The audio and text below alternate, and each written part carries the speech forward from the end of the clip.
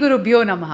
ప్రపంచవ్యాప్తంగా ఎంతోమంది అభిమానులతోటి 5 భాషలతో రిలీజ్ అవుతూ అసలు ఆ పేరు తలుచుకుంటేనే గూస్ బంప్స్, ఒక ఎమోషనల్ ఫీలింగ్, బోల్డ్ అని లాంగ్వేజెస్, ఇంత భారీ స్టార్ కాస్ట్, లొకేషన్స్ అండ్ ఒక గొప్ప మెసేజ్తో మన కోసం గ్రాండ్గా రిలీజ్ అయిపోతున్న చిత్రం అఖండ తాండవం December 5th. మరి ఈరోజు మన అభిమాన నటులతోటి ఈరోజు మాట్లాడుతున్నాం. Akhanda team is here. Balakrishna గారికి నమస్కారం. నమస్కారం. ఎలా ఉన్నారు సార్? బ్రహ్మాండంగా ఉన్నారు. Hi Samyuktha, how are you doing? I am good. తెలుస్తుంది ఖచ్చితంగా విడుదల కాబోతుంది, ఎలా ఉంటుందో ఆనందం. Totally. And Harshaali, welcome. Thank you. So beautiful your looking Thank you and so much. Welcome to Tollywood. Thank you. Nandamuri Balakrishna గారు అంటేనే మాకు పిచ్చ అభిమానం. వాచ్ చేస్తున్న అశేష ప్రజానికానికి అఖండ 2 ఈ సంవత్సరంలో మాకు ఒక పెద్ద భారీ గిఫ్ట్. తెలుగు సినీ పరిశ్రమే కాకుండా 5 భాషల్లో. అది కూడా ఈ సంవత్సరం was a rocking year for you Bala sir. First పద్మభూషణ్లు అయ్యారు అండ్ ఈ సంవత్సరం భగవంత కేసరికి national award and world book of records. So 2025 ఎలా ఉండింది? చాలా బాగుంటుందండి. ముందుగా నాకు ఇంత ధన్యమైన జన్మనిచ్చిన నా తల్లిదండ్రులకు, ఇంత ధన్యమైన జన్మనిచ్చి నన్ను అందరి హృదయాల్లో ఆయన ప్రతిరూపంగా నిలిపినందుకు దైవాంశ సంభూతుడు, విశ్వానికే విశ్వ నట రూపం ఎలా ఉంటుందో చూపించిన కారణ జన్ముడు, నా తండ్రి గురువు దైవం, విశ్వవిఖ్యాత నట సార్వభౌమ నటరత్న డాక్టర్ పద్మశ్రీ నందమూరి తారక రామారావు గారికి నివాళులర్పించుకుంటూ, అంటే ఆయన వారసుడుగా అటు సినిమాల్లో ఆయన మరబడిని ముందుకు తీసుకెళ్తూ అటు అన్ని రకాల సినిమాలు, అటు పౌరాణికాలు కానివ్వండి, జానపదాలు కానివ్వండి, సాంఘికాలు కానివ్వండి, సైన్స్ ఫిక్షన్స్ కానివ్వండి, ఇటువంటివన్నీ కూడా ముందుకు తీసుకెళ్తున్నందుకు చాలా సంతోషంగా ఉంది. వాటిలన్నిటికీ ఇటువంటి ప్రశంసలు కురిపిస్తున్నందుకు అటు ముందుగా దానికి మూల కారకులైన ప్రేక్షక దేవుళ్ళకి అందరికీ మేము చేసిన ప్రతి ప్రయత్నాన్ని ఆదరించి అభిమానించి ఇటువంటి ఘన విజయాలు అందించినందుకు ప్రేక్షక దేవుళ్ళందరికీ నా హృదయపూర్వక కృతజ్ఞతాభివందనాలు, కళాభివందనాలు తెలియజేసుకుంటున్నాను. ఇదే మన తెలుగు వారి ఒక ప్రత్యేకత. నాన్నగారి దగ్గర నుంచి కూడా ఆయనతోనే మొదలైంది. ఒక కొత్త రకపు సినిమాలు అందించడం, ప్రయోగాత్మక చిత్రాలు ముందే ఊహించి, అంటే ఒక 10 ఏళ్ళు ముందు ఎలా ఉండబోతుందని ఊహించి అటువంటి ప్రయోగాత్మక చిత్రాలు ఆయన మొదటి నుంచి చేయడం, దాని ప్రజలు ఆదరించడం, అంటే వెన్ను తట్టి ఇంకా ఇటువంటి మంచి సినిమాలు ఇవ్వండి అని అభినందించడం, ప్రోత్సాహాన్ని ఉత్సాహాన్ని ఇవ్వడం. సో ఆ వరవడిలోనే ఈ యొక్క ఆయన ఈ పరంపరను ముందు తీసుకెళ్తున్నందుకు సో అటువంటివన్నీ ఓకే, చాలా సంతోషం. అటు కేంద్ర ప్రభుత్వం నన్ను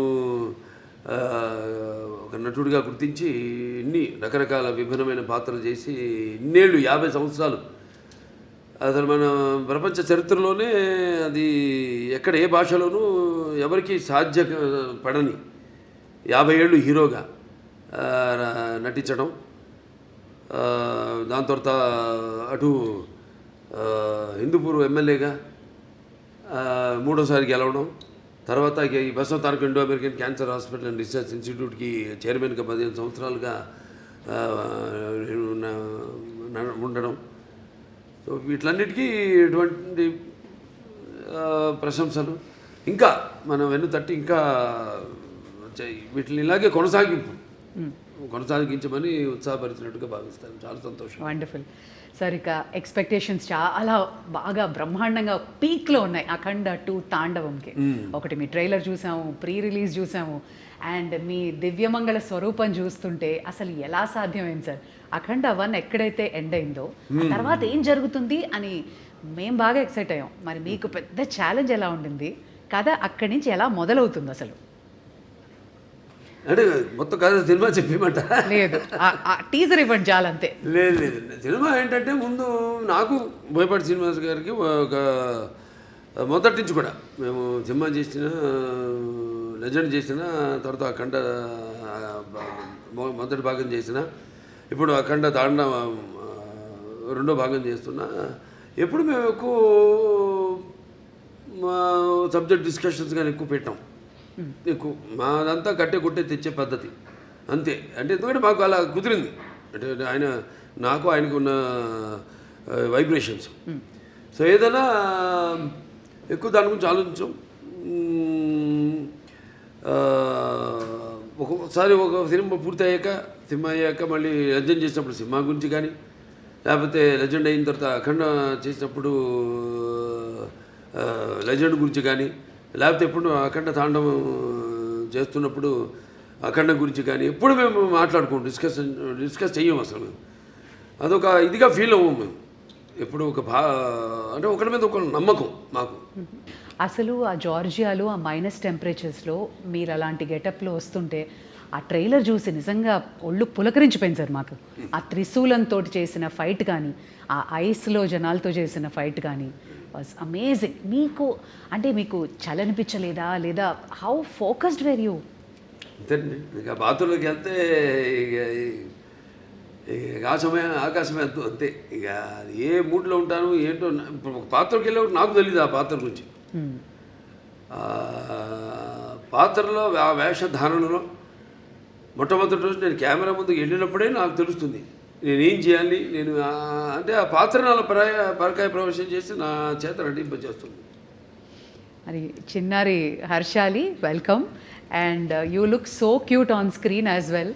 so how was it working for the Nandamuri Balakrishna? Thank you so much.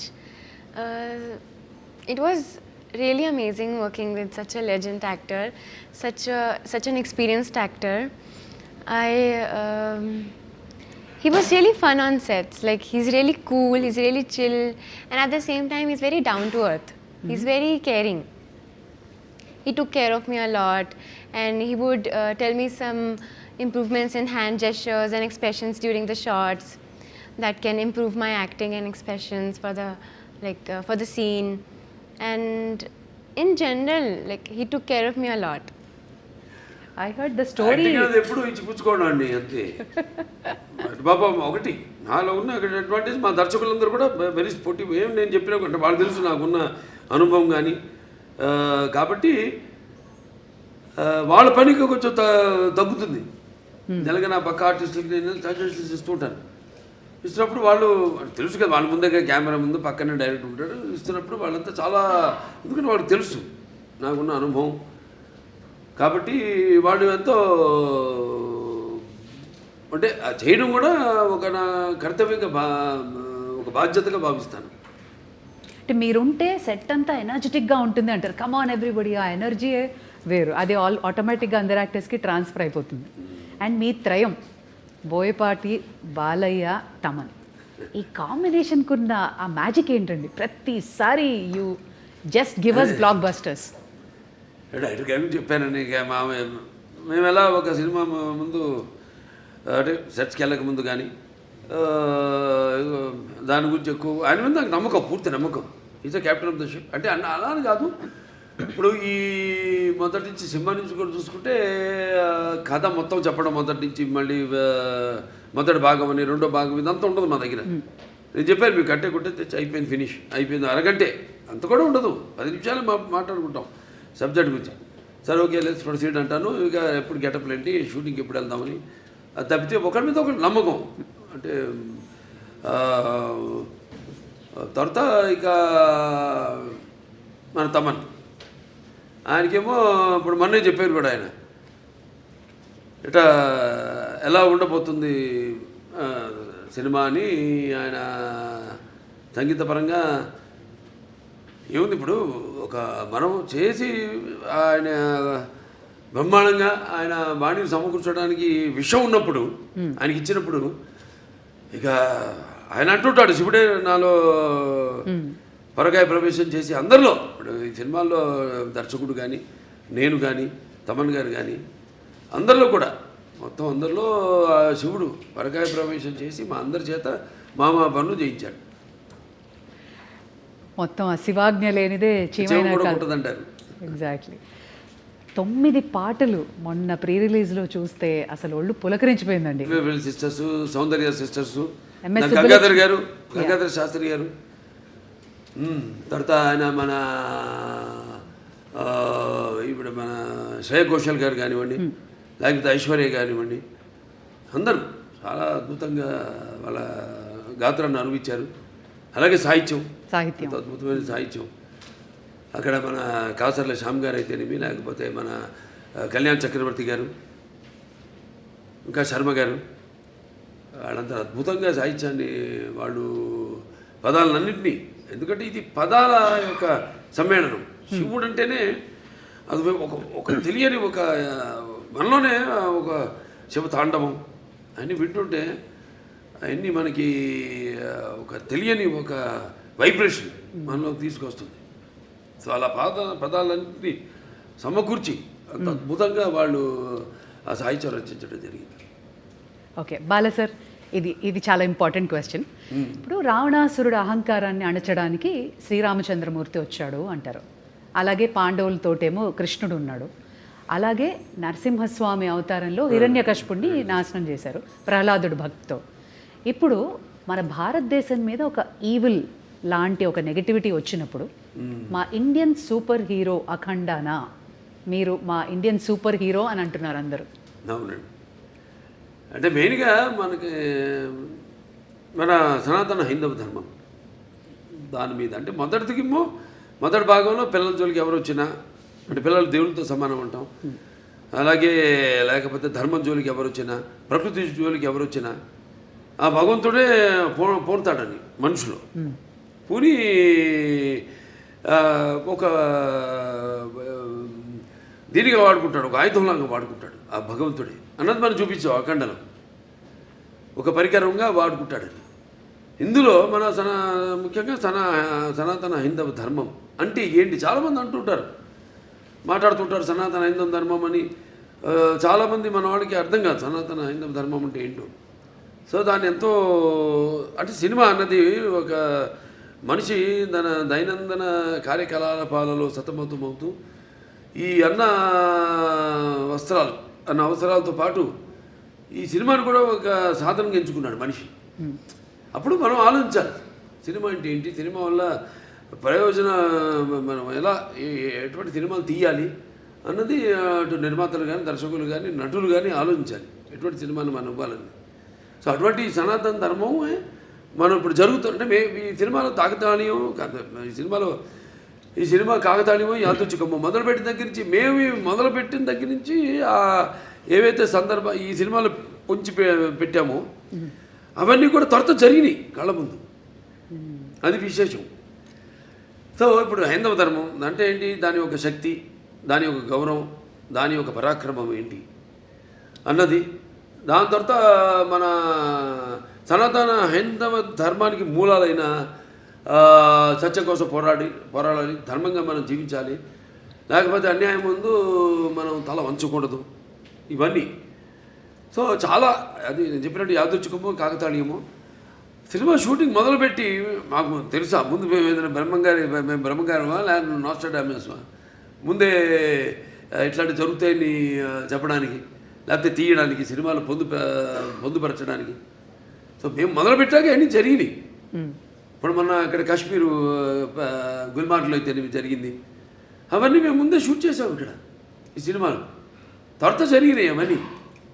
So అలా ఇది కాస్మిక్ దేనికైనా అదే శివుడాజ్ఞ లేనిదే ఇంతకుముందు అనుకున్నాం చేమ కూడా కుట్టదన్నట్టు ఆయన మమ్మల్ని అందరిని ఎంచుకున్నాడు, ఆయన పరికరాలుగా మమ్మల్ని అందరిని ఎంచుకుని ఇటువంటి సినిమాని తీసి ప్రజలకు అందించండి, ఒక మంచి సందేశాన్ని, మన సనాతన హైందవ ధర్మాన్ని ఏంటన్నది భవిష్యత్ తరాలకు తెలిసేలా దాన్ని ప్రచారం చేయమని మాకు ఈ సినిమాని మాకు అప్పగించినట్టుగా నేను భావిస్తున్నాను.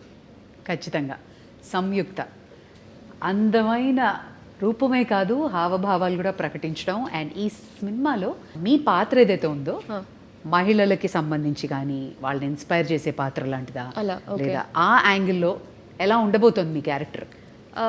నో అది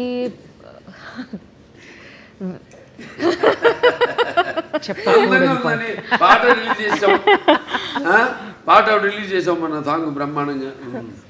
సో అదేమి ఐటమ్ సాంగ్ ఏం కాదు, అది మామూలుగా ఇంతకుముందు సినిమాల్లో కూడా నేను చేసే సినిమాల్లో ఉన్నాయి, కానీ ఇది అటువంటి ఐటమ్ సాంగ్ కాదు. ఇది ఒక సందర్భానుచితంగా ఆ సినిమాలో వచ్చే ఒక ఆహ్లాదకరమైన వాతావరణంలో ఒక పుట్టినరోజు పండుగ జరుగుతున్న సందర్భంగా వచ్చే పాట అది. నైస్. ఇది డైరెక్టర్ గారు ఎలా రాశారంటే, నా క్యారెక్టర్ గురించి నేను ఏమైనా చెప్తే అది స్టోరీ లైన్ నేను చెప్పాలి.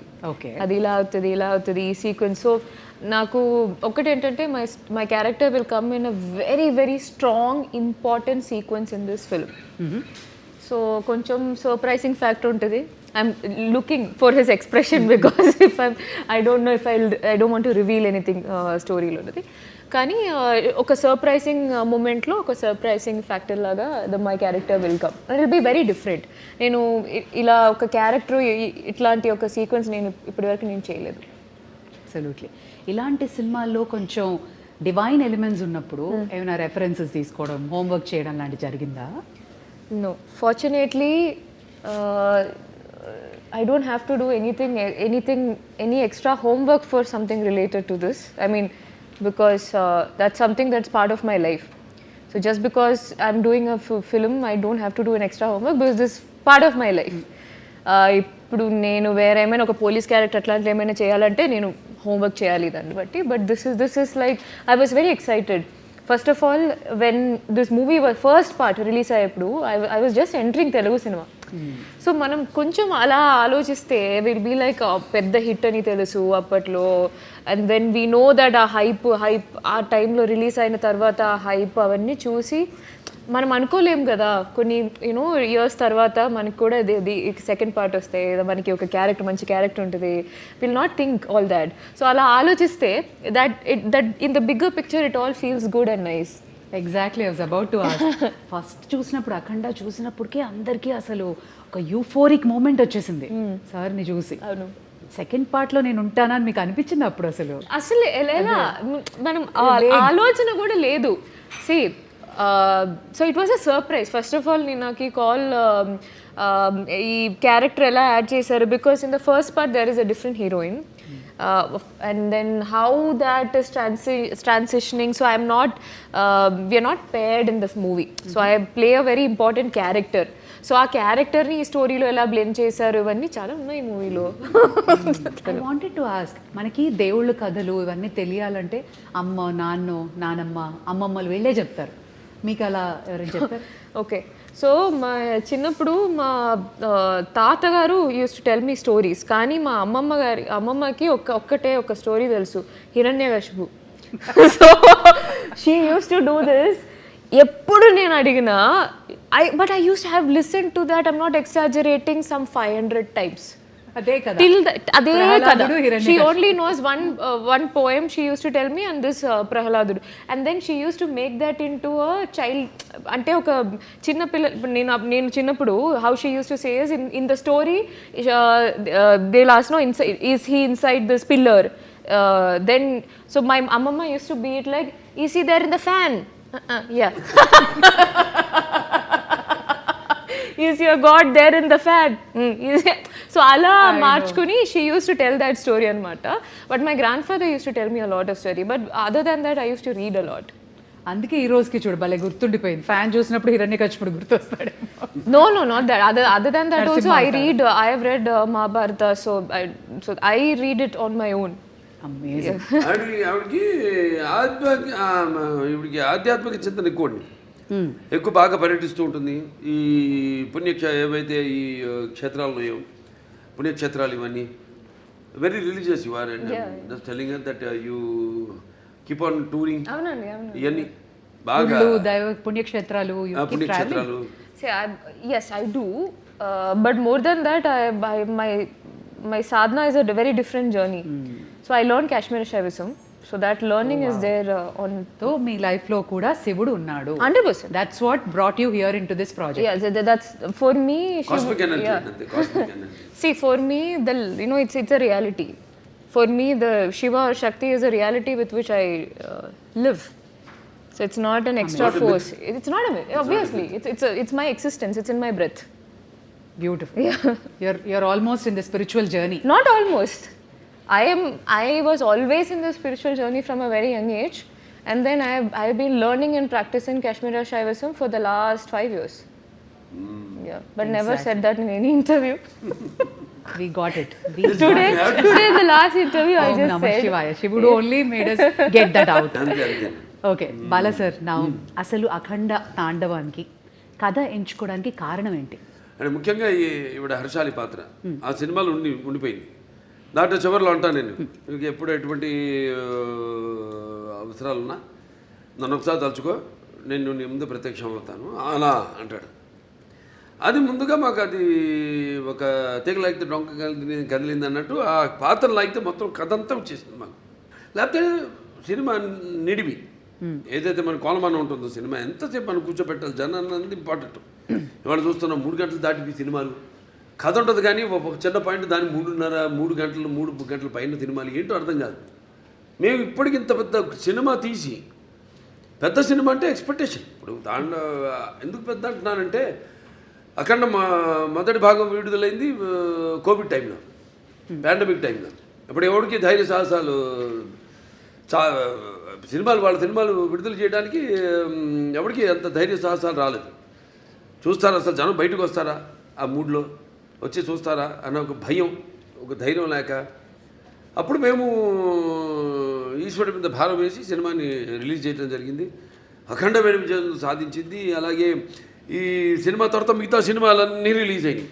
మన తెలుగులో కానివ్వండి, బాలీవుడ్ కానివ్వండి, టాలీవుడ్ కానివ్వండి, కాలీవుడ్ కానివ్వండి, ఏది ఎక్కడన్నా మనకి ఈ సినిమా రిలీజ్ అయిన తర్వాత. సో అదొక నమ్మకం మాకు. సో ఈ సినిమాలో మీ పాత్ర ఉంది కాబట్టి ఈ నిడివి అన్నది ఒక చాలా ఇంపార్టెంట్. నాకు మామూలు సినిమాల కంటే కొంచెం పెట్టుకుంటా ఎక్స్ట్రా, ఎందుకంటే నా సినిమాలన్నీ కొంచెం లార్జర్ దెన్ లైఫ్ అన్నీ.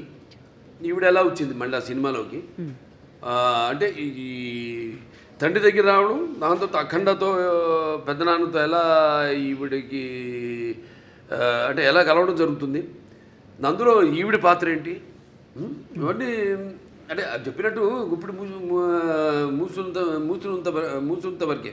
కరెక్ట్. ఒకసారి తెరిచేసామా అంతే, మొత్తం అంతే కథంతా మీరు చూస్తారు. సినిమా థియేటర్లో చూస్తారు. అంటే ఖచ్చితంగా ప్రమోషన్స్లో కానీ, ట్రైలర్లో కానీ, ప్రీ రిలీజ్లో కానీ మాకు అర్థమైంది, ఒకటి బలంగా సనాతన ధర్మం, ఒకటి ధర్మరక్షణ, అలాగే పేట్రియాటిజం, మన దేశాన్ని పరిరక్షించుకోవడం, అలాగే ఒక తల్లి ప్రేమ, మదర్ సెంటిమెంట్ కూడా బలంగా కనబడుతుంది.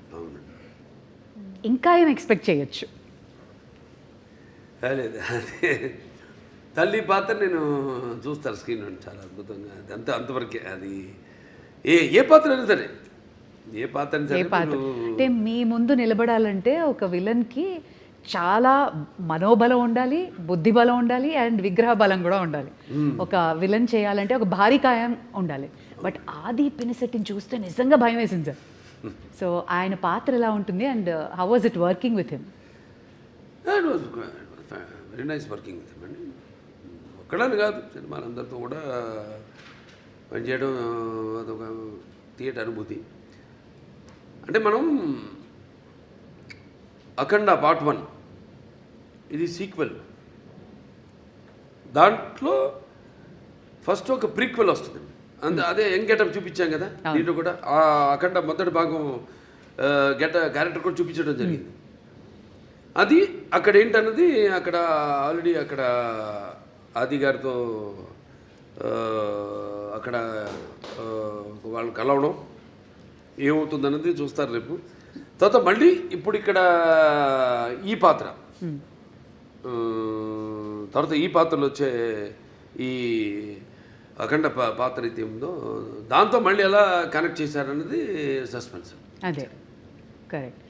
కానీ ప్రమోషన్స్ మాత్రం 5 భాషల్లో రిలీజ్ అవ్వడం ఏంటి సార్? వరల్డ్ వైడ్గా అమేజింగ్ ప్రమోషన్స్ అంటున్నారు. అందరూ వెళ్ళేది గోవాకి.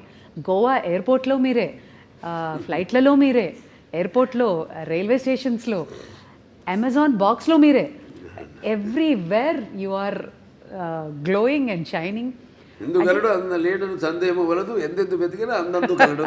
ఖచ్చితంగా ఎందెందు వెతికినా అందందే కలడు అనడానికి, ఇంత పెద్ద భారీ ప్రాజెక్ట్ చేయడానికి 4వసారి మీ నిర్మాతలు మిమ్మల్ని నమ్మి చేసినందుకు గాను వాళ్ళ గురించి ఏమంటారు సార్? నిర్మాతలు మంచి అభిరుచి ఉన్న నిర్మాతలండి. ఎప్పుడు మంచి సినిమాలు చేయాలి. ఆ సినిమా అంటే ఒక ప్యాషను, మంచి సినిమాలు చేయాలన్న ఒక మంచి టేస్ట్ ఉన్న నిర్మాతలు. ఖచ్చితంగా. And Samyuktha, you should tell us, ప్రతిసారి బాలయ్య బాబు గారితో అందరూ they'll be waiting to get a role ఆయన సినిమాలో చేయాలన్నా. సో మీకు ఎలా అనిపించింది ఒకటి, and what was the most memorable scene? మళ్ళీ దగ్గర అవుతున్నారు, ఇంతవరకు ఇచ్చా. కథ చెప్పకుండా లొకేషనో లేదా మాకు అలా అలా కొంచెం చెప్తే ఏదో My సంతోషపడుతుంది. character is related to her character. Okay, link. Okay, That much is We'll good. connect the dots. Yes, now that much is good. That should be good. Correct. Bala sir, మీకు మోస్ట్ మెమరబుల్ సీన్ అంటే ఏంటి? ఇప్పుడు ఆ త్రిశూలం fight మాకైతే భయం వేసింది. ఆ చలిలో, ఆ మంచులో ఫైటింగ్, దెన్ ఆ పర్టికులర్ ఇన్సిడెంట్ వేర్ భారతదేశం, మన రక్షణ, టెర్రరిస్టులు, ఆ సీన్ వాజ్ అమేజింగ్. బట్ పర్సనల్గా మీకు? ఒకటని కాదండి, ప్రతి సన్నివేశం నేను అందులో అనుభవిస్తూనే, ఆనందిస్తూనే, అందులో పరకాయ ప్రొఫెషన్ చేసిందే. ప్రతిదీ ఒక ఫైట్ అన్న ఫైట్ కిందకి రాదు. అది అదొక ఫైట్ కోసం, ఏదో జనం కోసం కావాలి ఫైట్లు, ఏదో 4 ఫైట్లను 5 పాటలను 6 పాటలను కాకుండా, ఇప్పుడు ప్రతిదీ దానికి సందర్భానుచితంగా పోరాటాలు కానీ అవన్నీ ఉండను. సో బాగా గుర్తుండిపోయే సీన్స్, అందరికీ కంట నీరు తెప్పించే సన్నివేశం తల్లి కొడుకుల మధ్య ఒక సన్నివేశం ఉందండి. అద్భుతమైన సన్నివేశం. అసలు చూస్తారు రేపు, ఎందుకంటే ఎవరు ఊహించరు అటువంటి సన్నివేశం. ఎంతో అద్భుతంగా దాన్ని ఊహించి దాన్ని తీయడం, దానికి రూపకల్పన చేయడం జరిగింది. అంత అద్భుతంగా చిత్రించడం జరిగింది. అలాగే క్లైమాక్స్లో డైలాగులు అయితే ఏమన్నా, మొన్న టీజర్లు కూడా రిలీజ్ చేసాం. అలాగే ఒకటని కాదు, ఒక సన్నివేశం కాదు, అన్నీ మన ఆది గారితో సన్నివేశాలు అయితేనేమి, లేకపోతే మా మధ్య ఉన్న, నాకు సంయుక్త మధ్య ఉన్న చిన్నపాటి ఎంటర్టైన్మెంట్, ఒక ఎంటర్టైన్మెంట్ అయితేనేమి, ఒక హర్షాలి నా మధ్య ఉన్న ఇద్దరి మధ్య, అంటే తండ్రి పెదనాన్న, అంటే ఈ అఖండ పాత్ర, ఇద్దరు కవులను, కానీ ఇద్దరితో ఉన్న సన్నివేశాలు అయితేనేమి చాలా అద్భుతం. ఎక్స్ట్రాడినరీ తీయడం జరిగింది. ఎక్స్ట్రాడినరీ ఊహించి దాన్ని ప్రజెంట్ చేయడం జరిగింది. బాలా సార్, మీ అభిమానులందరికీ తెలుసు, మీరు అపారమైన భక్తి, చాలా మీ నరాల్లో, మీ జీవితం అంతా శివమయమే కాదు, అందరి దేవుళ్ళని ఆరాధిస్తారు. మీ జీవితంలో శివుడు ఇంపార్టెన్స్ ఏంటి? అంటే వాగ్రత సంపర్తం, వాగ్రత ప్రతిపత్తే జగత్తు పితరు వందే పార్వతీ పరమేశ్వరం ఉంటాం. తల్లిదండ్రులు కనిపించే పార్వతీ పరమేశ్వరుల స్వరూపాలు. నా గాయత్ర పరం మంత్రం నమ్మతు పరదేవత, నారే పరతస్త్రాత నానృతాత్ పాతకం పరం, అది తల్లి ప్రార్థన. తండ్రి ప్రార్థన వచ్చి అస్మాత్ పార్థివత ప్రాదురూపతన భక్తి గురుణ సంతుర్ మాంసే శాస్త్రం తస్మై సర్వజ్ఞ మూర్తే పిత్రే. అంటే సగం దేహాన్ని ఇచ్చింది ఆ తండ్రి. మంచి గురువులు దగ్గర శుశ్రూష చేసి జ్ఞానాన్ని, విద్యని పొందమని. దాంట్లోనే ఒక భాగం మన సనాతన హైందవ ధర్మం. అంటే మన వాళ్ళు చాలామంది ఉన్నారు గొప్ప, మన వేదాలు మామూలు కావు. ఇప్పుడు ఆయన దండిబట్ల విశ్వనాథ శాస్త్రి గారు అయితేనేమి, ఆయనప్పుడు నాజీలు, హిట్లర్ ఉన్న టైంలో ఆయన్ని కిడ్నాప్ చేసి జర్మనీకి తీసుకెళ్ళి, ఈరోజు కూడా జర్మనీ క్యాపిటల్ బర్లిన్లో ఈ అక్కడ ఆయన చిత్రపటం, ఇప్పటికీ ఆయన ఫోటో ఉంది అక్కడ. ఎక్స్టర్నల్ అఫేర్స్ మినిస్ట్రీలో ఇవాళకి ఆయన ఫోటో ఉంది. అంటే మన వేదం నుంచి తర్జుమా చేసి ఎలా వాళ్ళు ఈ ఎలక్ట్రాన్స్ న్యూట్రాన్స్ ఇవన్నీ ఒక కంప్యూటర్ని కనిపెట్టారు, ఎలా ఇవాళ ఆ పెద్ద కంప్యూటర్కి గదికి 2 ఇంతలు ఉండేదాన్ని ఆ రోజుల్లో, దాన్ని ఎలా అలాగే న్యూక్లియర్ బాంబ్స్ ఇవన్నీ కూడా మన వేదంలో నుంచే మన అధర్వణ వేదంలో నుంచే దాన్ని తర్జుమా చేసి వాళ్ళు కనిపెట్టింది. అలాగే ఇప్పటికీ మనం మెల్బోర్న్ కదా వెళ్తే యూనివర్సిటీ ఆఫ్ అది సర్జన్స్ ఏదో ఉంది అక్కడ చూడని అప్పుడు ఆ రోజుల్లో మరి ఆయన ఇవాటికి ఆయన స్టాచ్యూ ఉంది అక్కడ, బస్ట్ ఆయన ఒక ఋషి. అంటే మరి ఎనస్థీషియా అది లేకుండా ఎలా ఆపరేషన్ చేసేవారు ఆ రోజుల్లో. Father of rhinoplasty, Sushruta Samhita. So శుశ్రూషుడు ఇవన్నీ చాలా గొప్ప వాళ్ళు. మీ వేదాల సారాంశాన్ని వాళ్ళు సరైన సారాంశాన్ని తీసుకుని ఓకే అంటే అధర్వణ వేదం వరకు చెప్తున్నాను. వేరే సామవేదాలు ఉన్నాయి, యజుర్వేదాలు ఉన్నాయి, ఋగ్వేదం ఉంది, అదంతా వేరు అలా. సో అలా మన భావి తరాలకి దీన్ని ఇంకా ముందు తీసుకెళ్లాలంటే సినిమా అంత గొప్ప మాధ్యమం ఇంకోటి లేదు నాకు తెలిసి. ఎందుకంటే ఇప్పుడు నేను చెప్పాను ఇంతకుముందు ఈ దైనందిన కార్యకలాపాల్లో పడిపోయి ఎలా మనిషి సతమతం అవుతున్నాడు, ఎలా వాళ్ళకి బరువు కాంపిటీషను, దాంట్లో అది కాకుండా వాళ్ళు ఎలా గుంజుకుపోయింది ప్రపంచం, ఆ గుంజుకుపోయిన ప్రపంచాన్ని ఎలా సరిగ్గా వాడుకోవాలి దాన్ని. ఇప్పుడు ఏ వచ్చింది, ఆర్టిఫిషియల్ ఇంటెలిజెన్స్ వచ్చింది, ఇప్పుడు ఇవన్నీ వచ్చినప్పుడు దాన్ని ఎలా వాడుకోవాలి ఏమిటి అని దాన్ని మనల్ని సరైన మార్గంలో తీసుకెళ్లే సినిమా మన అఖండ తాండవం. Okay, one thing about Boyapati Srinu గారు, ఆయన అసోసియేషన్ మా అందరికీ తెలుసు, మీరు ఎక్కువ డిస్కషన్స్ ఉండదు, బట్ మాకు తెలియని విషయం ఒకటి చెప్పండి బోయపాటి గారి గురించి. ఆయన కథ చెప్పే విధానం కానీ ఆయన ఆలోచన కానీ ఎలా ఉంటుంది? వేడిగా ఉంటుందండి. చెప్పేది కూడా నేను ఎలాగా ముందు ఆయన వచ్చి నన్ను గమనిస్తాడు. ఆయన ఇప్పుడు ఒక సినిమా అయిపోయింది మళ్ళీ చేద్దాం అనుకుంటున్నాం, ముందు రోజు ఒక పూట వచ్చి గమనిస్తాడు నన్ను ఆయన. నేను ఏదో ఒక ఆవేశంగా మాట్లాడుతుంటాను. ఎందుకంటే నాకు చాలా సినిమాలు చిన్నప్పటి నుంచి చూసిన సినిమాలు అయితేనేమి, అవి తెలుగు కావచ్చు, లేకపోతే హిందీ సినిమాలు కావచ్చు, లేకపోతే హాలీవుడ్ సినిమాలు కావచ్చు, నాకు చాలా అపారమైన అవగాహన ఉంది సినిమాల గురించి. నాకున్న వైబ్రేషన్స్ ఏదో ఆవేశంగా మాట్లాడుతుంటా, నా హావభావాలు ఆంగికం కానీ నా వాచకం కానీ ఏదో పట్టేస్తాడు ఆయన. ఆ ఆంగికము ఆ వాచకం పట్టేస్తాడు ఆయన. మీ బాడీ లాంగ్వేజ్ బాగా తెలుసు, బాగా ఆయన తెలిసినంత ఎవడు తెలియదు. పట్టేస్తాడు ఆయన దాన్ని, పట్టేసుకొని దాని నుంచి ఒక కథ వచ్చేస్తుంది మాకు. అంత ఈజీ మాకు కథ చేసుకోవడం అనేది. దాని గురించి ఎక్కువ డిస్కషన్స్ మళ్ళీ అంతా ఉండదు. మీరు కన్విన్స్ అయిపోతారు ఆయన చెప్పిన దానికి. ఇక మొత్తం కథ చెప్పడం ఆయన నాకు ఎప్పుడు మొత్తం కథ విన్న సందర్భమే రాలే నాకు. మొత్తం కథ విన్న అసలు సందర్భమే రాలే నాకు. ఇది ఇట్లా అనుకుంటున్నా బాబు అంటారు, ఒక గైడ్ అంటాను, వెళ్ళిపోదామండి ముందుకు వెళ్ళిపోదాం. ఇంకా ఎప్పుడు నెక్స్ట్ షూటింగ్ ఎప్పుడు, గెటప్లు ఎప్పుడు, టెస్ట్ షూటింగ్ ఎప్పుడు, అంతే. అంటే ఆయనలో కూడా బాగా ఆవేశం ఉంది. మరి వచ్చేది ఎక్కడి నుంచి పెద్ద కాకాని, అదే పక్కనేమో ఈయన ఉన్నాడు నరసింహస్వామి, అక్కడ వాళ్ళంతా మళ్ళీ అసలు ఒకప్పుడు మనకు తెలిసింది పల్నాడంతా ఒకప్పుడు శైవులు, వాళ్ళ అదే నాగమ నాయకుడు కానివ్వండి, నాగమ నాయకురాలు బ్రహ్మనాయుడు గారు కానీ, అవన్నీ ఆ గంట నుంచి అక్కడి నుంచి వచ్చాడంటే ఆయన ఆవేశం ఉంటుంది. మాకు బాగా కుదిరిందండి ఆ పొంతన మా ఇద్దరికి బాగా. ఆయన కూడా నాలో ఎంత ఆవేశమో అంత ఆవేశం ఉంది ఆయనలో. అదే ముఖ్య కారణం. ఎప్పుడెప్పుడు అని ఎదురు చూస్తున్న మీ అభిమానులు, సో మీ ఫ్యాన్స్ అందరికీ అఖండ తాండవం రిలీజ్ సందర్భంగా చెప్పదలుచుకున్నది ఏంటి? వాళ్ళు చెప్తున్నాను, నేనేం చెప్పనండి. అంటే ఫ్యాన్స్ అది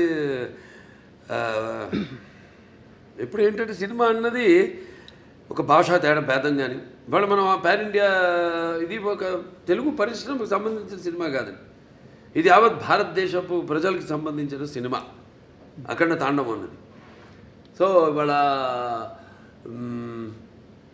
ఈ సనాతన ధర్మం ఉన్నది, సనాతన హైందవ ధర్మం ఉన్నది.